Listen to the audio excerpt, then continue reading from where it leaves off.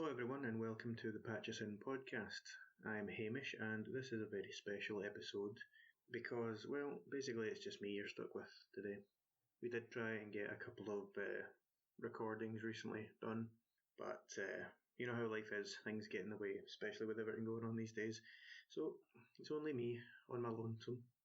Well, I say on my lonesome, I've got wee Sparky here, a few wee Sparkies actually. So he should keep me going, keep me company. While we do this quick wee mini pod episode. So this is episode 36, and thank you very much for joining me. Also, just want to say ahead of time, basically where we live, we've been very naughty, so the lockdown is back in effect, so I'm not able to get a good microphone from Dom. We're also probably on the next one not going to be able to be sitting in the same room. It might be over some kind of thing like Discord. So just, apologies in advance if the quality is dipped. It's not that I've just got too drunk and edited it, really. Although that may be the case. We'll see. So there's not been a whole lot happening with myself, really. Work and the usual stuff. Something that was very exciting, though, of course, The Boys. The first 3 episodes is out on Amazon Prime as of today. I was originally pretty gutted because I heard it's going to be a new episode every week, and that does suck. Obviously, you'd much rather binge it, but at least they gave us 3 episodes out at the start. So I've already watched the first one, and I won't spoil anything because you might not have been able to see it yet. But all I'll say is, wow, it's delivering already. I'm loving it so far. Over the next few podcasts, you'll probably hear me and the lads talk about it, just because we all do enjoy it, I was thinking about The Boys the other day, the show, not the guys I do the podcast with, and I was thinking, obviously, Compound V, you find out in the first season. If you've not seen that, what is wrong with you? Go and get it watched right now, pause this and go and watch it. But you find out with Compound V, they gain their powers, they're not born with them or anything like that. And it got me thinking what it would be like to have different powers. What powers would you get if you took it? It's kind of similar to that Project Power film, Netflix one that I watched recently, where you take the wee pill and you get random powers. But then I was thinking, obviously all the usual stuff that everybody thinks of. If you don't think this, you're just a liar. But if you had superpowers, a wee bit of you is like, I could take over the world, Pinky in the Brain style, you're like, you would try that every day. But then I was being a wee bit more realistic. And it was actually in work the other day, and I work with animals and, taking care of them and stuff like that. But there's also a retail side of it, and I was changing over shelves, just the layout of them and stuff like that.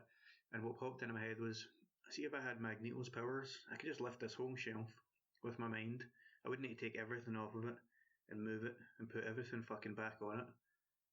That's, not very exciting for superpowers. And then I was thinking like Dr. Octopus with his extra limbs. I was like, oh man, just think I could like pick loads of things up on a delivery and put it away extra quick. Get more time to spend petting bunnies and stuff. So yeah, I think if people actually had superpowers, it would get pretty boring, really. But about The Boys, you're getting to see more superheroes, which is cool. Obviously they're based on popular ones. There's like a Hawkeye guy, there's a Daredevil guy. Again, I won't spoil it, but the season 2 looks like it's shaping up to be something special, just like the first one. Also out today was Tony Hawk's 1 and 2 remastered. Hits all the nostalgia buttons as you would expect it to, because largely in essence it's the game. It's just 1 and 2 together. It's a remaster, of course it is. So it's actually kind of cool. If you guys listen to this podcast, I like a drink now and again. Just rarely, now and again. Not a lot, But sometimes I struggle remembering last week, right? But I'm going around all these levels, like the school, even the warehouse, and you get all your objectives, like find the secret tape, and I'm just like automatically knowing where they are, and I'm going to them, and it's like it all just comes flooding back to you. It's like second nature, even doing all the tricks and stuff like that. it's nice when you get a game. It just feels like home almost. But there is also improvements and things like that. They've got like a challenge system. It'll be things like doing a certain move. So I think each like famous skater, so like Tony Hawk for example, is a challenge: do the 900 with Tony Hawk. And then there's more general ones, some dead easy ones like literally just make a skater. You get ones for when you're making a skate park and stuff like that, using a certain number of objects. So all these different kinds of things. And what they do is they give you money for the skate shop and they give you XP. So your XP obviously levels you up, and then you unlock the ability to buy with the money that you earn new things for your skater, so new boards, new apparel, hats, t-shirts, whatever. New logos for all the clothing. The clothing is actually some of it's quite in depth. Even in the character creation as well itself, you get like you can set, for example, your hair. You've got a primary, secondary, and a third color, and you can do that a lot with like the wheels or the trucks of your skateboard and stuff like that. You can also, buy things for making a skate park, so new obstacles, new types of half pipe, whatever. I don't know how many types of half pipe you get. Probably only one. I'm not a skater, as you can probably tell. I was looking through the logos and I was like, okay, I know Beats by Dre, I know Vans. That was about it. Now, there was a couple more I knew, probably from my old Tony Hawk's days, but the entirety of my actual skating career in my real life, I was probably about 9 or 10 at the time, and I got a skateboard, and I was like, I'll build up to standing on it. So I went on it on my knees and like pushed, and then I fell off and I skinned my knee, and I was like, nah, fuck this, I don't like this. That's all the skating I've ever done in my life. But yeah, I've not played much, but it is nice to see that there are goals in it, because I was a bit worried. Yeah, it's nice to revisit it, but nostalgia can be very fleeting. You can play it, be like, oh yeah, I remember this. Okay, what now? I'll play something new, something I've not played. But the fact that they've got the challenges, it does give you something to actually aim for, and you can find yourself getting back into it a lot easier. I think so anyway. There is something else that I have been playing, and I'll give you a clue.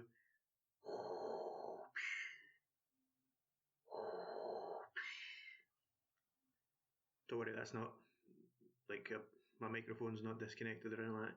That was Darth Vader, meant to be. Vader Immortal on the PSVR came out last week or so, and wow. I say wow, it is really good.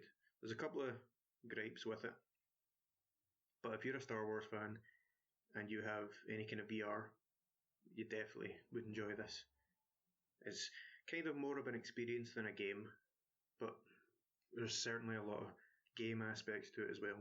I mean, the reason I'm saying that is on the PlayStation version, you use the teleport movement, kind of like Skyrim was. I think they maybe updated that in Skyrim, but as it used to be. So you click and you look where you're going, and then you let go, and then it teleports you there. A lot of people were pissed off at that, and I think mainly because I think there is full locomotion in the other VR modes, so it just seemed like, why would you take that out? Which I totally get, but I don't know, to me, that's not really that big a deal.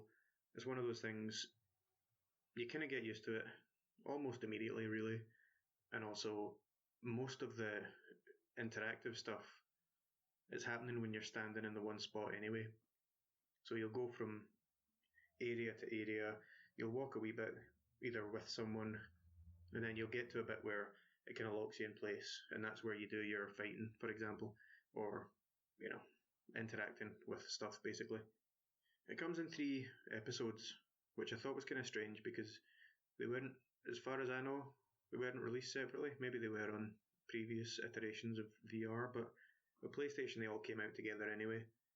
They aren't very long each. You could probably finish the actual story in each one in between like 30-45 minutes, depending on how much you were kind of looking around, checking everything out.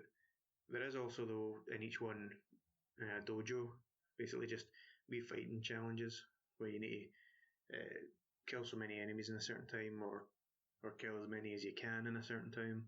And then you get like up to 3 medals for your performance, and you unlock new things, basically just new lightsabers, colours and stuff like that.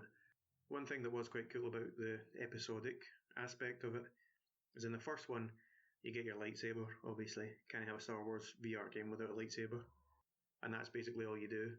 In the second episode, you harness the Force, so you're able to use the Force.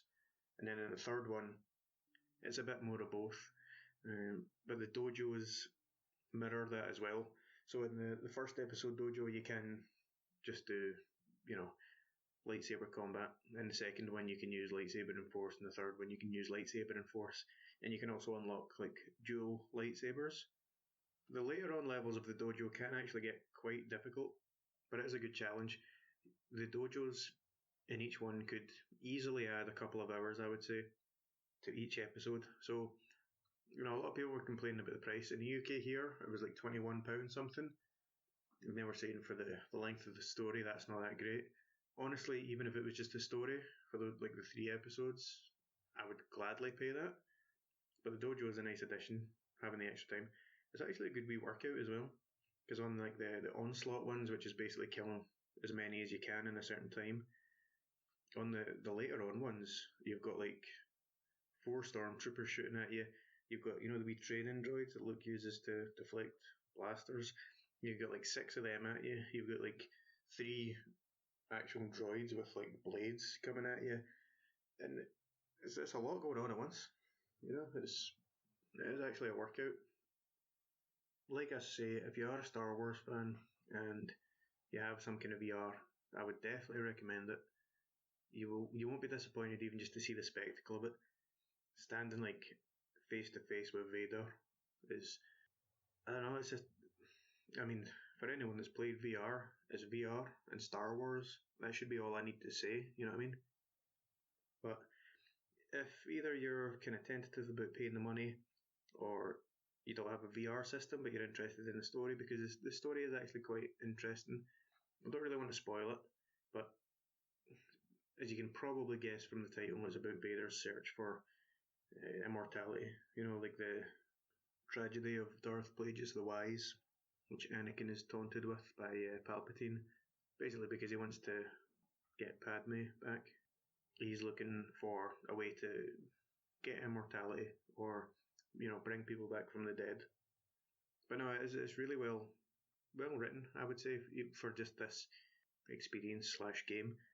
But yeah, if you're not wanting to pay the money or you don't have VR, then have a wee look at the patches in YouTube. I know, cheap plug, I'm sorry, right? But I recorded all 3 episodes because they're pretty short. Have a wee look at the YouTube patches in and the wee Let's Play playlist section, and you'll see the videos for it. It doesn't take long because, like I say, they're short and it's an enjoyable story. There's some really cool artwork in it, actually. You get these kind of visions, and it's like 2D but not 2D because you're in VR, 3D 2D art. I don't know what you would call that. It looks cool anyway. Have a look at the Instagram and I'd put a wee clip of it up, and someone tell me what kind of art that is, right? Because I have no idea. But it looks cool anyway. Speaking of Star Wars, actually, I think there's like a Star Wars Sims 4 expansion coming out or something, which is just weird to me. I've barely played Sims 4, but I don't know, I'm not really keen on Star Wars just being everywhere. Now, I love Star Wars, I'm a big Star Wars fan, but it just seems oversaturated sometimes. It's kind of the same with there's a load of Marvel updates in Fortnite just now. I know they've had Thanos and stuff like that before, and Deadpool, but they're adding so much stuff, and some in the comics, Fortnite's canon in Marvel comics, and it's like, maybe it's just because I don't like Fortnite. That's probably what it is, to be fair. But I'm just like, just leave it alone, Although one thing I do like is I heard in one of the Fortnite maps they erected this panther statue, obviously in memory of Chadwick Boseman, who unfortunately passed recently, that was a real shock. 43 is still young, and I think the fact that he never really told anyone, I certainly didn't know about it. Yeah, it was very sad to hear. There's obviously a lot of talk about what's going to happen with the Marvel movies, Black Panther Marvel movies, because I think there was meant to be a second one, basically. Chadwick was meant to be returning as T'Challa. I think basically, well, the general public are saying that they don't want him recast, which I understand. And yes, there is the option of going with Shuri. Shuri, even, in the comics, took the mantle of Black Panther at one time. Letitia Wright was brilliant as Shuri. Hugh and I, after we saw Black Panther, one of the first things that we said was, how much we liked her as Shuri. Obviously, they might have to change their entire timeline of what they had planned. It really depends how far ahead. Generally speaking, I think Marvel planned pretty far ahead. Obviously, with the whole Infinity Saga, that was well planned. So I don't know. Who knows? But we'll see. You know what? It's kind of annoying that Hugh isn't here this time because I do enjoy a good argument with Hugh, and I think we would probably have one about the next subject I'm going to talk about. Since we're talking about Black Panther, may as well talk about the Avengers game. Now, I've not played it, so I've played the beta. I've not actually played the game. I've not bought it because, quite frankly, the beta didn't really convince me to. Also because I've got so many games, because I have a problem, is buy all the games. But I have read some reviews, and Hugh is just, I think his mind is made up on it, But there are some good points about the game that reviewers have brought up. First of all, microtransactions are completely just superficial. It's just costumes. You can't get your stats any better. So if you don't want to buy them, don't buy them. He would still moan about that, obviously, because it's Hugh. Also, apparently the actual single player campaign is really quite vast compared to what people originally thought, and the impressions people got from the beta. It does seem like the chunk of the game, the majority of it is single player story, and then after that it's not even grindy, but that's when the bit of, repetitiveness sounds bad. Hugh would jump all over that, but that's when it becomes kind of repeating the same missions again and again and trying to get better gear and whatnot, Destiny style. I still might pick it up, but I'm in two minds, honestly. If any listeners have bought it, played it, tried it, send us a wee message or leave us a wee comment wherever you're listening to this. Let us know your thoughts on it, because I would like an argument with Hugh, basically, is what this boils down to. Of course, another thing that Hugh and I always argue about, Ubisoft. They were saying recently that apparently the PS5 is only going to be backwards compatible with PS4 games. So you can't play PS3 to 1 games on the PS5, which I think is a bit lame in this day and age. And it's not like nobody's ever, said that they wanted backwards compatibility. That's been something that fans have asked for a while. Hugh would call me an Xbox fanboy here, but Xbox are doing complete backwards compatibility because the fans have said that's what they want. Speaking of the PlayStation as well, I think you can actually pre-order the PS5 now, but we still don't have a price. Same with the Xbox, we still don't have a price. And I kind of think I know why. I think we talked about it on a podcast a wee while ago. Basically, I think Microsoft are waiting for Sony to say, okay, the PlayStation 5 is, for example, £450, and then Microsoft can be like, oh cool, well the Xbox is 400 then. So I think they're playing like this game of chicken, where it's like they're not wanting to announce how much theirs is because they know the opposition will undercut them. Because again, I think we talked about this before, but Xbox are quite happy selling at a loss just to get you on the subscriptions, to get you on Game Pass, because that's where they make the money. But if it really is October, and this is the start of September, by now we should know what the fucking price is, especially with the whole I sound so old saying this, but the economy the way it is and stuff like that, a lot of people on unemployment because of COVID. People might not have savings or they've had to dip into their savings.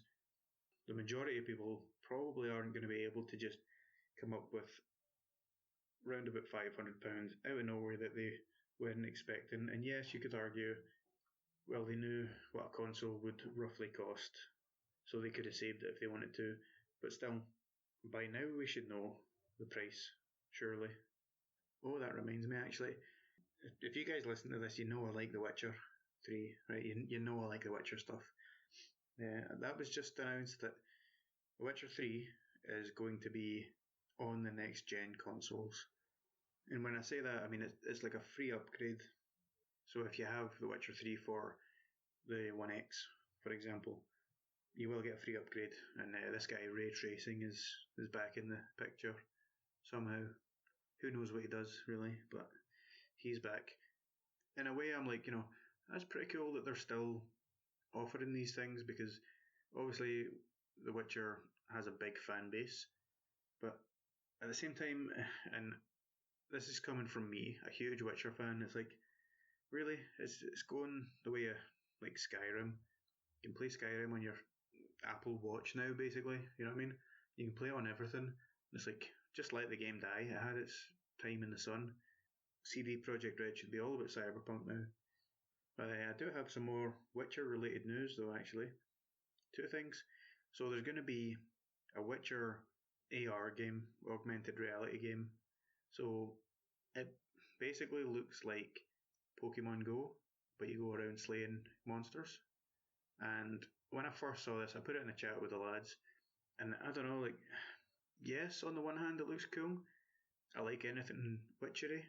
On the other hand, am I really gonna walk about like a park or wherever and hold my phone up in front of my face and do gestures to do sword fighting and all that shit? Like, no, probably not.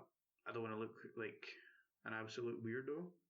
Maybe, I don't know, if you had some pals and you were all doing it, strength in numbers, you'd be fine. But I'm just not sure how well it's going to do, honestly.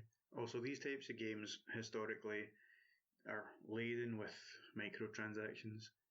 It said in the description that you need to get ready with oils and potions and whatnot, like a Witcher does, right? That's fair enough. But is it going to be like you need this oil to have an advantage against a Leshen that you're fighting, for example, a certain type of monster? Oh, you don't have any. Would you like to buy some for £1? Like, is that what it's going to be like? Remains to be seen, of course. But the other part of Witcher news, which Danny was absolutely thrilled about, and probably any female listeners, if we have any other ones, will be, is Jason Momoa, who obviously played Aquaman, has confirmed now that he is going to be in The Witcher season 2. That's a lot of beefcake in one show. That's a lot of eye candy for women, Henry Cavill, Superman, and Jason Momoa, Aquaman. Like, it's not really been revealed what his role is yet. Quite a lot of the main cast has already been announced and cast, I believe. So probably going to be a villain, I think. It'll probably just be like a over the season, or half of the season he'll be a villain of some kind. Honestly, no idea who it could be, but it'll be interesting to see either way. I'm just glad The Witcher is getting the love it deserves, in my opinion. Oh, you know what? That's just reminded me. Talking of Netflix shows, Lucifer season 5. I watched that. I actually really enjoyed this season. Not that I didn't like the other ones. 3, yeah, was it 3? Yeah, I think 3 went on a bit too long. 4, I liked 4, but 5 was good. Certainly a bit different, and there's even a couple of episodes. There's like an episode where Lucifer's telling a story to Trixie, so it's set in the 20s, 30s. But that's quite interesting, And I won't spoil the ending, but we cliffhanger at the end of the season, which was pretty cool. I didn't really see it coming. I didn't think they would do that, but obviously they did, because I'm here, drunk, talking about it. Let's see, there must be more news. Oh yeah, Super Mario Brothers 35th anniversary makes me feel really old. I am not 35, just saying. I am totally, completely 4 years younger than that. But yeah, Nintendo had like a Nintendo Direct for that. Some interesting announcements, some bullshit announcements, in my opinion. The main one was a lot of games coming to Switch, and Ross put this in the chat as well. The trailers for them all.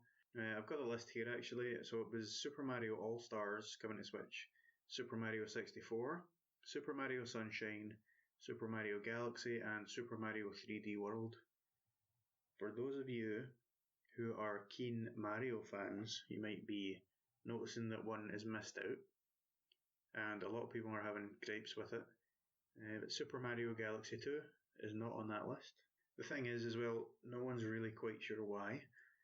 People were obviously tweeting Nintendo, as people do, because they like to moan about anything and everything. Where's, why isn't that on it? Nintendo never really replied, so it's kind of up in the air for speculation right now. Maybe they're doing that standalone one, or maybe they didn't like it enough to put it in. I don't know. Honestly, it definitely does seem strange not to include it, though. We may get more information though if it's getting its own standalone remaster or what's happening. I'm sure it'll come out eventually, as these things tend to do. There were some other interesting announcements though, and honestly, I think this is one that Dom would like. And I say that because it's basically Super Mario Brothers combined with Tetris 99, and Dom loves some Tetris 99. So it's like Super Mario Bros. 35, it's called, and your screen is basically like you're playing Super Mario Brothers, right? And when you kill an enemy, it gets shot off to another player. You're playing with 34 other people, so similar to Tetris 99, you've got loads of other screens on the left and the right hand side. So you kill an enemy and it goes to them.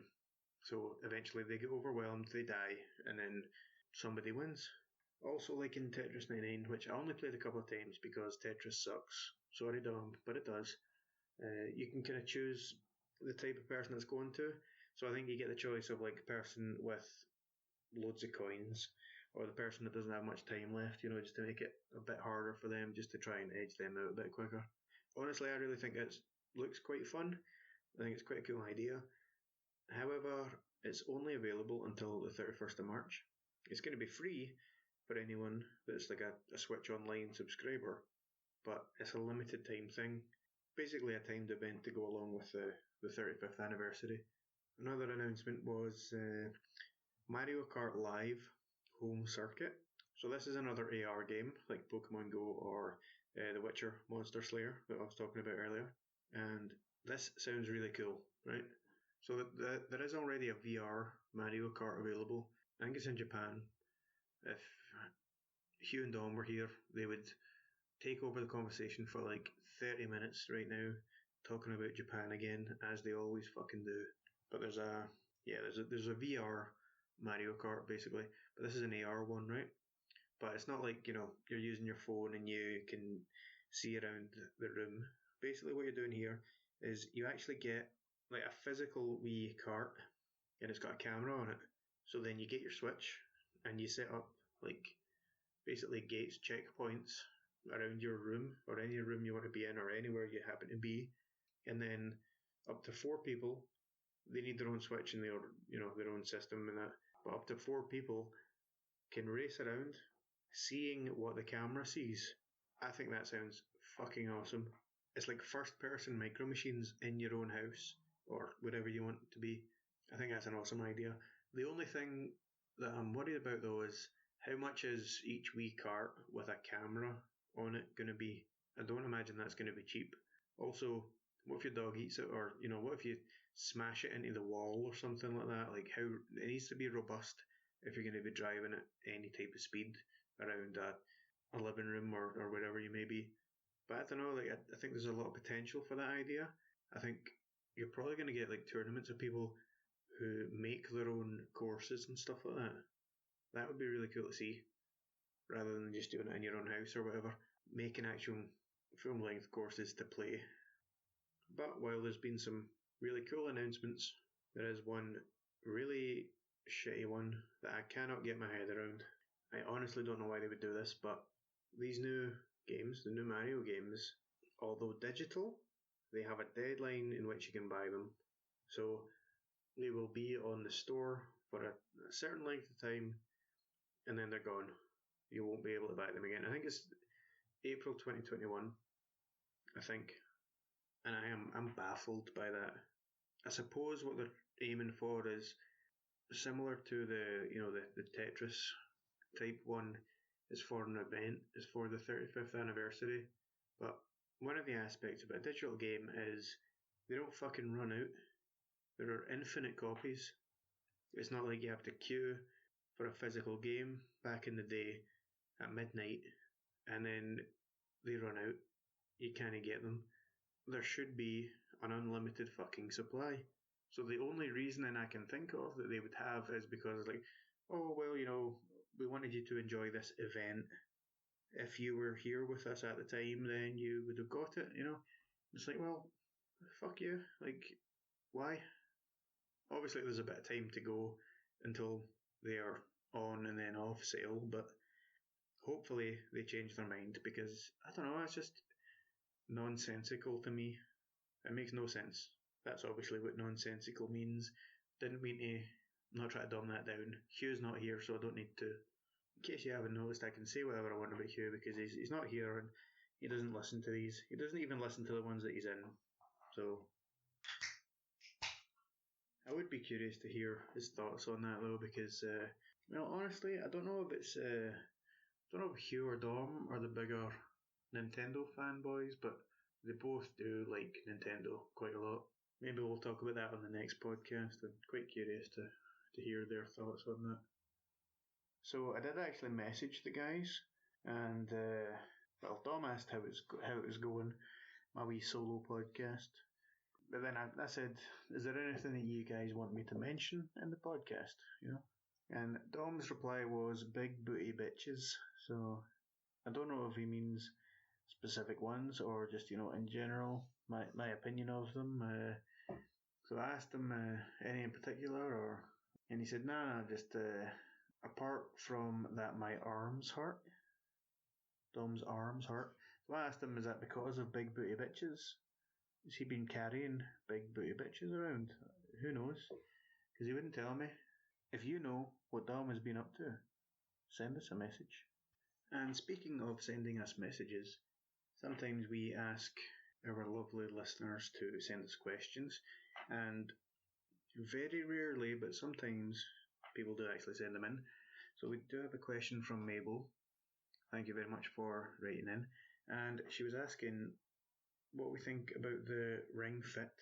So the Ring Fit is obviously the peripheral for the Nintendo Switch for exercise mainly. I think the game's called Ring Fit Adventure or something like that. But basically incorporates movement and exercise into playing a game. Now, I've not personally got one. I did plan on getting one, but I never got around to it. But I do have some thoughts anyway, as I normally do, especially when I've sparked a few cans. And honestly, I'm all for it. I think that anything that gets you exercise is obviously good. But specifically anything that gets you exercise where your mind is distracted and you're not really thinking about exercising is even better.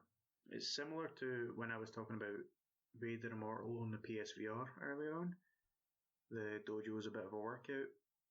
There's also other PlayStation VR games that I've played, things like Creed, Knockout League, Box VR, stuff like that. They are a pretty serious workout, but obviously because you are in this virtual world, you're distracted by an objective of some kind, then that's where your main focus goes. For anyone that's just been to the gym and, for example, done a plank, right? If you've been asked to do a plank for 60 seconds and you're just sitting there, that 60 seconds feels like 40 fucking minutes. It feels like ages. It's horrible, right? But if you're playing a game, and this doesn't even mean video games, this could be playing football or soccer for our American listeners. Even when, I went to the gym and punching the fuck out of Hugh in the MMA gym, you're not really thinking about exercise specifically because you've got an objective in mind, be it get the ball in the back of the net, punch you in his stupid face, anything like that. Anything that can distract you from the feeling of, tiredness, soreness, whatever it may be. Anything that can pass the time, I think is a real good help for exercise. Even if you're not looking to use it specifically for the exercise aspect of it, just being active in general is so good for you. It's brilliant. Obviously, we're talking specifically about video games just now, but even if that means going for a walk, do some kind of physical activity. Aim for an hour a day. If you can only do 30 minutes a day, that's fine. If you can only do 15 minutes a day, which you can probably do more, let's be honest. If you can't really do more than 15 minutes, you're probably making excuses. But if you're starting from square one, at least do that. At least do something. It does wonders for your health, both physical and mental. Your mood elevates to a completely different level, and that itself bounces off of people.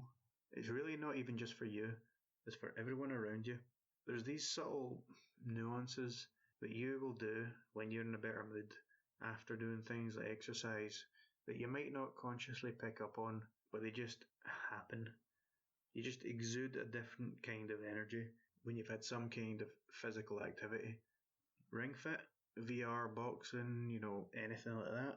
Even if you don't have any of that equipment and you want to involve video games of some kind, put penalties in for yourself. Every time you die, it's 10 push-ups. If you can't do 10, do 5. If you can't do 5, do 1. Run on the spot for 10 seconds, 20 seconds. Everyone can do something. Ultimately, though, more physical activity equals better well-being physically and mentally. I mean, the gym literally gets prescribed from doctors. That's how good exercise is for you. And that's not just to lower your blood pressure or your BMI. It's the mental aspect as well. I know I'm getting a bit off topic here. We're meant to be talking about the Ring Fit, but my point is, if you're looking at the Ring Fit and you truly think that this is the thing that's going to keep me interested in exercise, then I would say absolutely go for it. Even if you're thinking, it's a wee bit expensive, if the compromise of that, of, not buying it means lesser mental and physical health, then there's no cost you can put on that at all. And yes, some of you might be thinking, I'm sitting here sparking cans, putting all this shit in my body.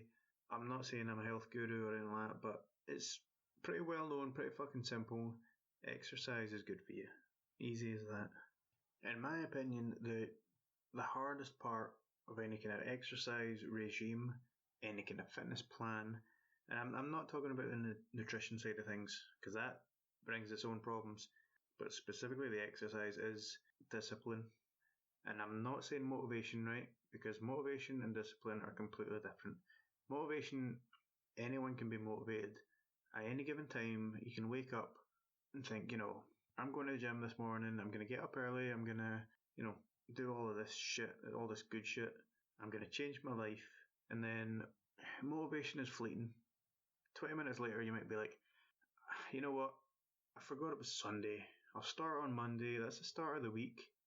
Your body doesn't give a fuck what day of the week it is. Unless it's mine and it's a Sunday, because I'm usually hungover from a Saturday and my body's like, Hamish, what the fuck, man? Right? But for the most part, your body doesn't care what day it is. And that's why I'm saying discipline is more important, because discipline is when you say to yourself, you know what, it's Sunday, I could leave it till tomorrow. And then discipline's like, hold on a fucking minute, do it now. That's discipline. And that's what you really need to work on. And it's obviously much easier said than done. If it was that easy, everyone would have a fucking six pack. So what you really need to try and train yourself to do is, even if you're not feeling it, do whatever you want to do. Do the thing. Work out. Don't eat shite. Whatever it may be. Diet's a tough one too, but in essence it really comes down to the same thing as discipline. There's a wealth of knowledge on the internet now, so no one has the excuse of saying, I didn't know that was bad for me. I mean, you don't even need the internet, let's be honest. Everyone knows what's good for them and what's bad for them these days. Cough, alcohol. But it's down to you to say to yourself, nah, I'm gonna stop drinking or eating shite or smoking, whatever it may be. And discipline kicks in when you stick to that. At the same time, and I know I'm coming at this from a different angle now, keep up, don't worry, but you're gonna probably fail sometimes. There's gonna be times when you make a mistake, you think, ah, this won't be too bad, but then you have more and more and more shite, you know. You might think, ah, one bag of crisps, you know, one chocolate bar, but then you say to yourself, you know what, I've already had one, so I might as well just call this a cheat day. And then that cheat day turns into a cheat weekend and then a cheat week, and then you're not even on a diet anymore, you know. Or you take a day off from the gym, which is necessary. You do need days off from the gym. What I mean by that is a day when you were meant to be going, like a planned day if you have a plan, or a day when you should be going and you just can't be arsed. And then again, that turns into a, you know what, I can have another day off. It's these snowball effects that really get to people. That's where it comes down to discipline again. If you know in yourself that you can't have a cheat day without it turning into a cheat week or going off of your plan completely, don't do it. But anyway, I'm kind of waffling now, and that's another thing. Don't have waffles, right?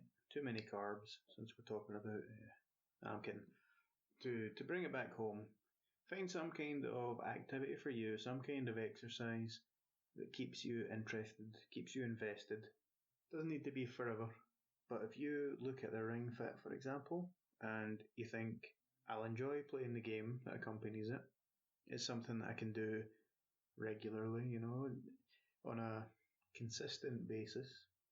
And, you know, that is your goal to become fitter or to lose weight or, you know, again, whatever it may be, then go for it.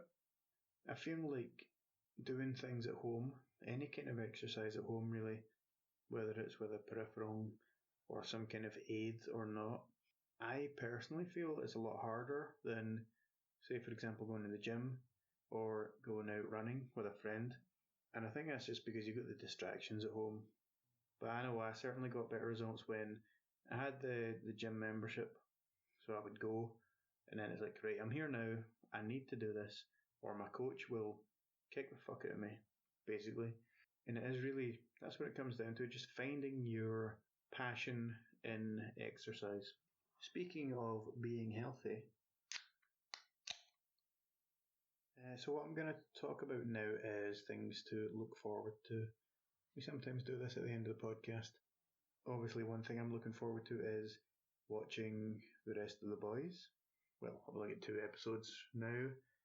I'm honestly in two minds of letting episodes build up so I can watch like a few at a time or watch them as they come out, because I don't want to get spoiled, because it's deviated a lot from the comics, obviously. So fuck knows what's going to happen.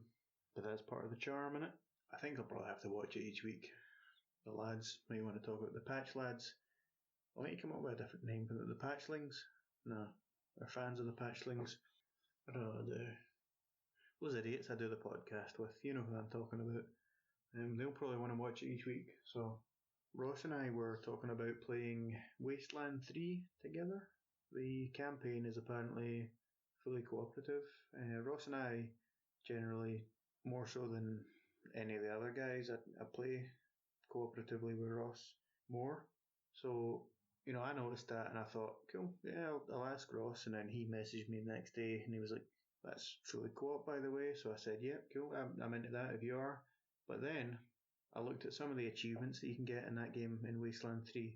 And there's an achievement which I believe is something like get every STD in the game. And then I was thinking to myself, I'm not sure I want him seeing the decisions I'm going to make. I'm going to go a certain way here. Not because I'm like deplorable or anything like that. I think I'm quite wholesome in general. But I do like achievements. So I feel like I'm going to be, you know, shagging everything with a pulse in that game if it gets me an STD. I don't know. It's more the kind of game I think I would prefer to play solo. Sorry, Ross, if you ever listen to this. There was a game, however, that I was looking at, and apparently it's. Oh no, it was. We were talking about it last time. Actually, Dom brought it up. Gotham Knight, Arkham Knight. No, it's not Arkham Knight. Gotham Knight, the new Batman one. Apparently, even though that's co-op, I mean you can go the same person, so you can have Man. You can have two Batman mans, two of any character you want. So you could be Batman, but also like I think what I heard was you can roam the whole place yourself, so you don't even need to be within a certain distance of each other, which I think is pretty cool. That's obviously the way that co-op games should go. It's kind of like, I mean, GTA 5, for example, Red Dead Redemption 2, online modes, I've got that. You can literally go anywhere in the map and, but still be in a team, in a posse, whatever you call it. It's quite good to see it in a co-op game. Sometimes you get a lot of restrictions. Oh, you know what I'm looking forward to? Even though I've not given this game as much time as I would like to, but Fall Guys Season 2, the game is a blast. It's really good. Dom and I played it on Twitch. I'm sorry guys, another shameless plug. Twitch.tv/PatchesInGaming. Give us a wee watch. Dom, Ross and I were playing Call of Duty last night. It's actually a really funny clip of Dom getting blown up by a cruise missile. Mind you, I would find any clip of Dom dying pretty funny. Real or in game, whatever. We did play Fall Guys, Dom and I, on Twitch one time. I hope we get more of it because it's just such a laugh. It's rare you get a game that takes off so much. There's a lot of hype about the game, so I'm sure you've heard of it. If not, do yourself a favour. Even just look up some videos on YouTube. If you're a PS Plus subscriber, download that shit while you can. Hopefully you still can, actually.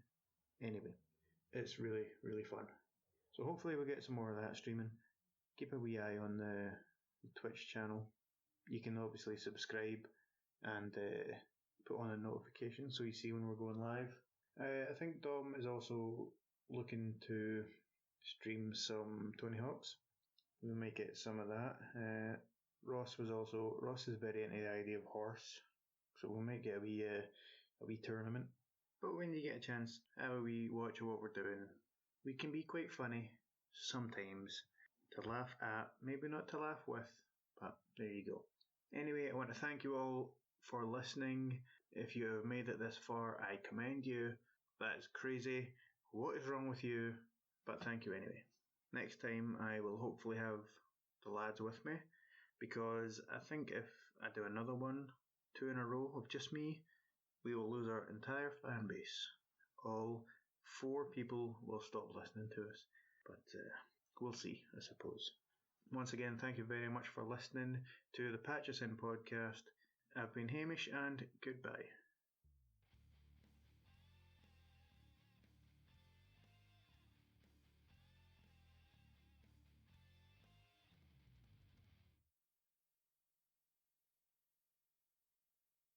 Obviously, I'm looking forward to more of what